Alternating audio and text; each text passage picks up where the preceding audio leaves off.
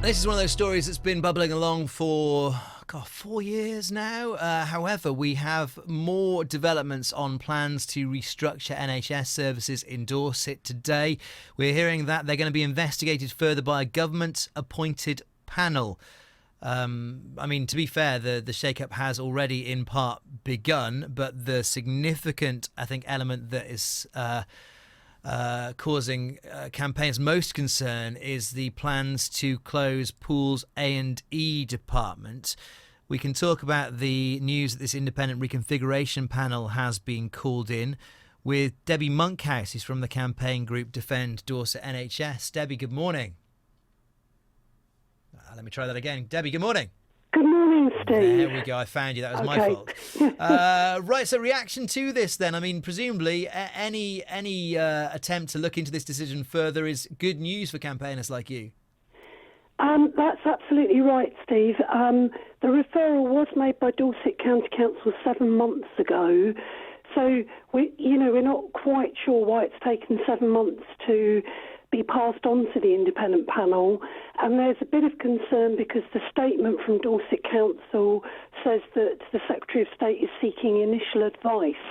And of course what we'd asked for was a full review. We don't want to lose A&E and also maternity services from POOLE Hospital, because as well as having to travel further in a medical emergency or indeed a trauma emergency, because POOLE is the regional trauma unit, it means that mums giving birth under 32 weeks all over the county will have to get to Bournemouth Hospital on the far side of the most congested town in the UK under these plans, and we don't believe they're safe.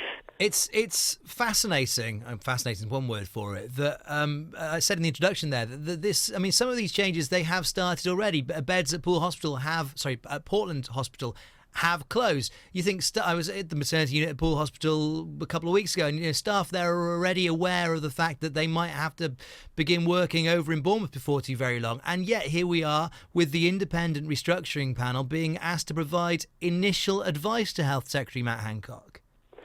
Yes, staff obviously at POOLE Hospital, for a lot of staff at POOLE Hospital, they don't want to go to Bournemouth Hospital, and of course there is a big concern because recruitment is a big problem for the NHS, that quite a number of them won't go, and they're the ones with the particular expertise in trauma and in maternity that Bournemouth Hospital will be relying on them to go.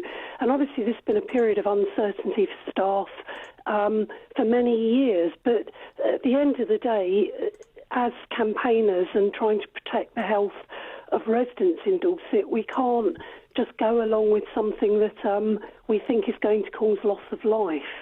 Yeah, let me just read a statement that we've got from the Dorset Clinical Commissioning Group.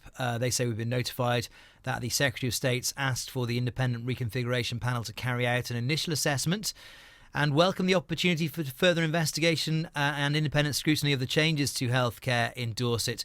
We'll be working with NHS England and NHS Improvement to ensure that the IRP, that's the Independent Reconfiguration Panel, has all the information and supporting evidence it requires to assist its assessment.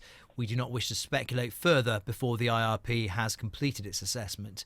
For a campaigner like yourself, Debbie, I wonder to what extent you are hoping that this will be good news for your desire to keep POOLE A&E and maternity open, and to what extent you're expecting them just to come down on the side of the CCG when they do report back with their initial findings. Well, obviously, we very much hope that this will help keep POOLE A&E and maternity open, and we've actually submitted back in November to the independent panel a folder with an 8-page case and 13 appendices that we believe demonstrates conclusively that these plans are not safe.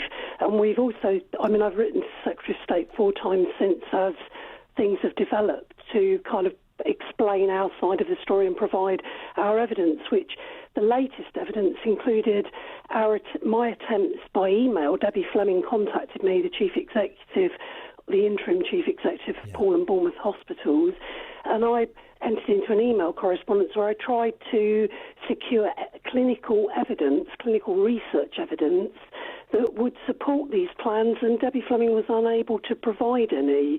So that correspondence was also sent to the Secretary of State. Okay. And of course we are worried that, the establishment tends to support the establishment. So we are concerned that may be the outcome. However, all we can do is carry on standing up for the lives of people in Dorset. Debbie, really good to talk to you. As always, Debby Monkhouse from the Defend Dorset NHS campaign. 16 minutes past 7. That's one of our top stories this morning. A government panel is to review plans to restructure health services in the county following safety concerns. And talking about the health secretary, the BBC understands that he, Matt Hancock, is considering pulling out of the Conservative leadership contest following Boris Johnson's resounding victory